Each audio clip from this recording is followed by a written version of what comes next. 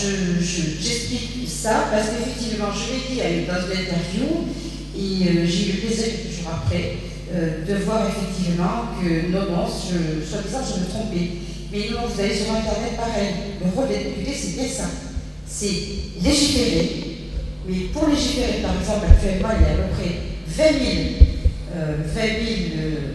000 lois qui sont en préparation. Alors qu'en définitive, il n'y a que 2% qui reviennent chez nous, c'est-à-dire vis-à-vis du député. Mais notre gros travail, c'est effectivement quand même sur le terrain.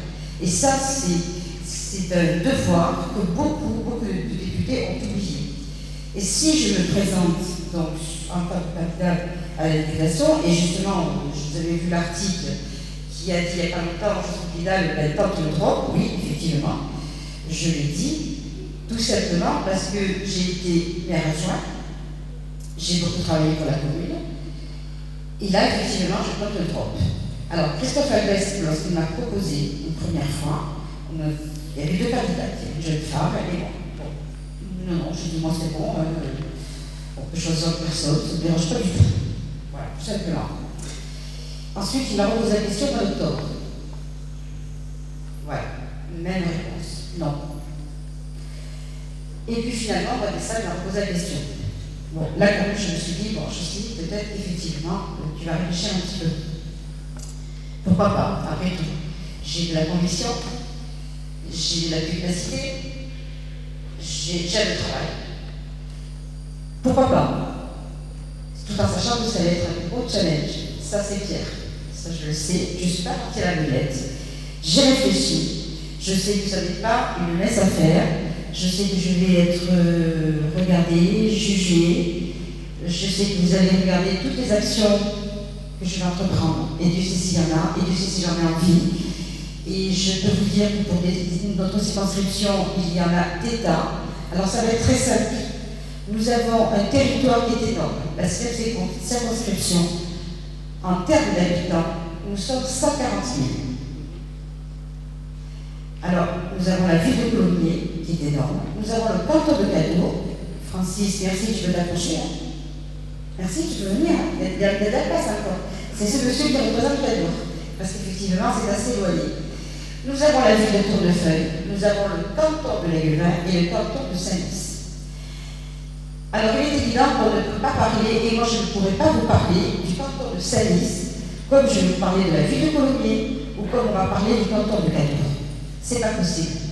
Il y a une telle diversité, chaque territoire a sa spécificité. Nous avons le semi-urbain, nous avons l'urbain, Colomiers, et nous avons l'agricole, les terres agricoles. Cadeau où c'est immense. Alors ça, d'abord, c'est vrai, ce sont des terrains où l'on doit travailler, où l'on doit voir justement les problématiques et ne pas être rencontré. Ce que je voudrais dire surtout par contre moi je suis de Saint-Lys. Vous avez tous les programmes, vous avez ma profession de foi. Vous voyez que je suis sur la commune de Saint-Lys donc depuis 1986. Je m'y suis. J'ai plongé tout de suite dans les associations, j'ai fait de l'humanitaire, j'ai fait de l'humanisme, parce que je suis très humain, très humaine, on va dire, j'adore le social, tout simplement. Donc je me suis investie dans ma vie. Contrairement à notre députée sortante, qui elle habite la première circonscription, et elle habite du côté des Minimes, si je ne me trompe, à peu près. En jumeau. Voilà. Donc, on ne peut pas effectivement connaître son terrain et habiter le tout. C'est pas possible. Enfin, pour moi, en tout cas, dans la conception d'un élu, c'est pas possible. C'est comme si vous aviez un maire dans votre commune, mais qui habite à 20 km de là. À un moment, c'est pas possible.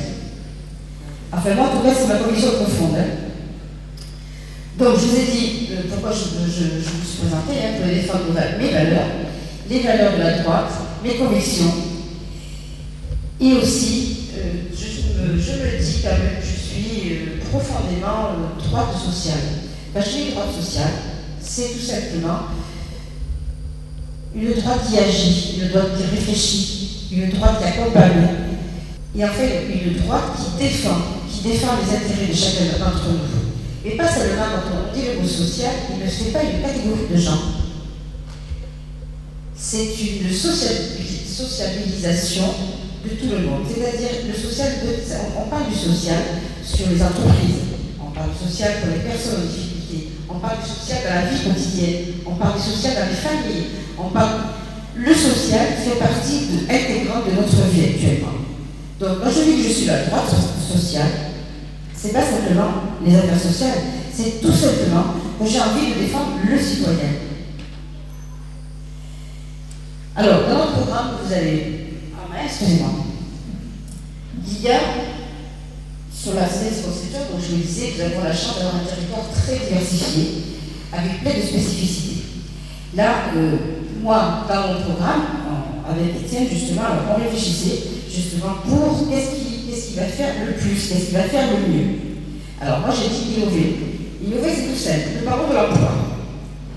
Alors, nous avons tous des territoires, sauf Colombie, et tant mieux pour l'instant, nous avons tous des territoires où nous sommes assez éloignés quand même de l'urbain. Alors, à force de trop vouloir concentrer dans l'urbain, c'est-à-dire Toulouse, toutes les entreprises, les zones commerciales, les transports, nous, à l'extérieur, qu'est-ce qu'on fait? Alors, moi, j'aime bien quand on me dit, d'ailleurs, la nouvelle ministre du logement, Cécile Duflot, nous dit je vais demander à ce qu'il y ait 25% de logements sociaux dans les communes. D'accord. Moi, je suis pas contre. Hein. Seulement, quand vous prenez une commune, Saint-Denis ou un peu retirée, quand vous leur dites 25% de logements sociaux, qu'est-ce qu'on fait déjà après? S'il n'y a pas l'emploi, s'il n'y a pas le transport, s'il n'y a pas justement les cantines pour accueillir les enfants, s'il n'y a pas les infrastructures, qu'est-ce qu'on fait de ces gens? Ça veut dire que nous allons retourner dans des cités dortoirs. Puisque de toute façon, nous n'avons pas les moyens d'accueillir 25% de logement social. Alors, avant de dire et d'obliger les communes à 25% de logement social, non. Réfléchissons d'abord comment nous pouvons accueillir les familles, les enfants. C'est tout un... C'est un tout. C'est pas simplement le logement. Le logement, c'est facile à dire. C'est vraiment de la poudre jetée comme ça. Mais après, qu'est-ce qu'on fait? Donc, c'est une réflexion. Il y a les infrastructures routières. Alors, en vérité, justement, on se pose la question. Donc, ça, alors, je vous dis, je ne suis pas contre le logement social, mais il faut réfléchir en amont. Sinon, nous allons retomber dans les cités dortoirs. Et c'est pas ce que nous voulons. Ensuite, alors, nous allons persévérer. Alors, l'alternance pour les jeunes. C'est vrai que la formation, l'alternance, c'est ce qu'il y a de mieux pour les jeunes. Nous ne sommes plus à l'époque où nous demandons à nos enfants de faire des études. Avant, il y avait du travail, effectivement. Mais là, maintenant, il faut qu'ils fassent de l'alternance. Il faut que les PME, les TPE prennent ces jeunes en alternance de façon à ce que ces jeunes, lorsqu'ils finissent les 2 ans en alternance, lorsqu'ils sortent, ils ont une activité, ils ont du professionnalisme avec eux. Ils ne partent pas avec un bagage de ce papier. Et en plus, ça fait comprendre aux jeunes que le matin, quand vous serez pour aller travailler, il ne faut pas attendre que l'État vous appelle pour aller travailler. Ça, non, c'est fini ça. L'État ne donne pas du travail, c'est faux. Je vous l'ai dit parce que monsieur sur le marché, il m'a dit, madame, j'attends que l'État me donne du travail. Ah ben j'ai écouté, moi je suis désolée, depuis que je suis née, j'ai jamais attendu que l'État me téléphone pour me lever le matin. Je crois qu'on a chacun des objectifs à finir. Nous avons chacun des enfants. Je tombe. Donc voilà, donc les jeunes, effectivement, il faut les suivre à l'école. Mais il faut surtout, lorsqu'ils ont envie de faire un métier, il faut surtout leur dire, tu peux aller à l'alternance. C'est pas dégradant, il faut aller jusqu'au bout. Et ça, c'est important. C'est vrai qu'il ne faut pas trop convaincre les PME et les TPE. Ça, je reconnais que des fois, c'est pas chose facile. Ensuite, nous avons réfléchi avec Étienne sur les PME, justement, pour alléger les charges.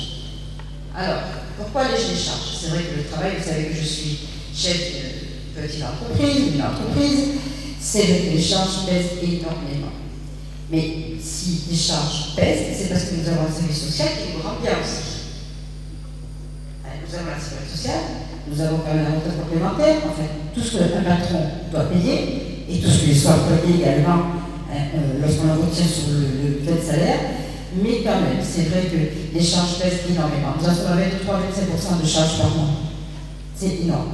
Donc, charges salariales et charges patronales, c'est 40%. Donc, effectivement, le président de la République, l'ancien président de la République, nous a proposé de baisser les charges salariales. Effectivement, il fallait faire quelque chose. Maintenant, je ne sais pas comment ça va se passer. On n'a aucun retour. La seule chose que j'ai entendue, mais je ne peux pas encore le confirmer, c'est que vous allez avoir 2 points de plus sur les charges sociales, justement, pour pouvoir payer les retraites. Alors, là, on ne sait pas pour voter, hein, mais je pense que ça va être dans pas longtemps. Je l'appelle les législatives si on leur laisse tous les pouvoirs. Ensuite, alors, attention aux agriculteurs. Les agriculteurs, ces 3 dernières années, il y a eu 33% d'agriculture en plus dans notre région. Donc, ce qui veut dire que l'État a bien travaillé, que l'État les a bien aidés, et maintenant il faut continuer à les aider dans leurs échanges avec les autres pays, avec l'Europe. Il faut les aider, c'est sûr. Et là, avec Étienne, d'ailleurs, on est déjà en train de travailler sur certains dossiers pour que justement on puisse les aider et faire des propositions par la suite plus concrètes. Nous avons marqué sur notre programme la banque de la jeunesse. C'est quoi la banque de la jeunesse? Alors nous disions avec Étienne, pareil, hein, puisque nous avons tout fait ensemble, nous sommes un binôme complet. Alors, ces jeunes, lorsqu'ils partent en formation, lorsqu'ils partent de chez eux pour trouver un emploi, ils se retrouvent bien seuls, financièrement, ou alors ils ont un salaire qui ne peut pas leur promettre d'avoir un logement décent. Et puis il y a la nourriture, il y a toutes les charges qu'on peut avoir dans un loyer. Donc, nous disions, on a déjà parlé d'une banque de la jeunesse. Nous, ce que nous voudrions faire, c'est que cette banque de la jeunesse d'y mettre également à contribution les banques. Alors, disons, voilà, un jeune, donc il est dans l'alternance, il part en formation. Il faut faire un prêt, mais un prêt de zéro. Attendre que ce jeune ait un emploi pour après rembourser. Alors vous allez me dire, mais ça existe. Oui, c'est vrai que ça existe. Mais l'inconvénient, c'est qu'ils ont des taux d'intérêt à payer. Et ça, c'est pas normal. Alors dans cette banque de la jeunesse, parce qu'il y a beaucoup de gens qui ne le savent pas, des familles, hein, des parents, on voudrait y mettre également tout ce qui est relatif à la jeunesse, sur la formation, sur l'emploi, sur la santé. Il y a beaucoup de jeunes qui ne savent pas, par exemple, que le civisme existe. Il y a des jeunes qui ne savent pas qu'à partir de 25 ans, ils peuvent avoir le RSA pour les aider. Ce n'est pas une fin en soi, mais ça aide. Le civisme, c'est pareil, c'est 200 quelques euros tous les 2 mois. Mais ça aide. Il y a beaucoup de jeunes qui ne le savent pas. Après, il y a le côté le Crous pour les étudiants. C'est bien. Après, vous avez le CRIJ. Le CRIJ, c'est. Ah, c'est ma chef, excusez-moi. C'est. Non, c'est pour les jeunes. Merci. Voilà, le conseil régional des formations jeunesse. Ça, beaucoup ne le savent pas. Après, il y a le PIJ. Alors, c'est des points d'information jeunesse. Mais ça, vous ne le savez pas non plus. Mais on connaît ça comme ça beaucoup, hein. Donc, ça, c'est pas normal. Et c'est vrai que les parents ne s'y retrouvent plus. Et les jeunes non plus. Alors, c'est vrai qu'en son temps, à Saint-Lys, ça n'existait pas. Donc, j'ai créé, avec l'aide bien sûr de mon maire, j'ai créé le forum de l'emploi, le forum des métiers pour les collégiens, la journée de jeunes d'été. Et c'est vrai que la première fois, on m'a dit écoute, tu fais, mais bon, ça va tirer du monde. Mais pour le premier forum de l'emploi, nous avons eu 2000 personnes, 2000 entrées. Ça prouve quand même que lorsqu'on y croit, lorsqu'on se donne du mal, lorsqu'on le travaille, on peut y arriver. En ce terme, je n'ai pas tenu mon rôle toujours de mère adjointe, c'est vrai, parce que je fais des choses qui ne m'incombent certainement pas. Mais en tout cas, je l'ai fait, je l'ai réussi, et ça fait maintenant 10 ans que ça existe. Sauf que maintenant, il y a 2 forums qui se cassent la figure à cette liste. Parce que justement, il n'y a pas cette conviction, et ça, moi, j'en suis convaincue. Le forum de l'emploi cette année, ça a été un flop. D'ailleurs, ils pensent même l'arrêter. Mais si nous, les élus, ne croyons pas en ce que nous faisons, en ce que nous disons, en ce que nous lançons, et si nous ne sommes pas derrière les projets, il est certain qu'à un moment, ça s'effrite. Parce que l'être humain est comme ça, parce que l'être humain, il faut être là. L'être humain, il faut le tirer. Et pour tirer les gens par le haut, il faut que soi-même, il faut que nous soyons convaincus. Un élu, ça sert à ça. Il ne sert pas simplement à couper des rubans. Il ne sert pas simplement à être là à chaque fois qu'il y a une coupe à boire.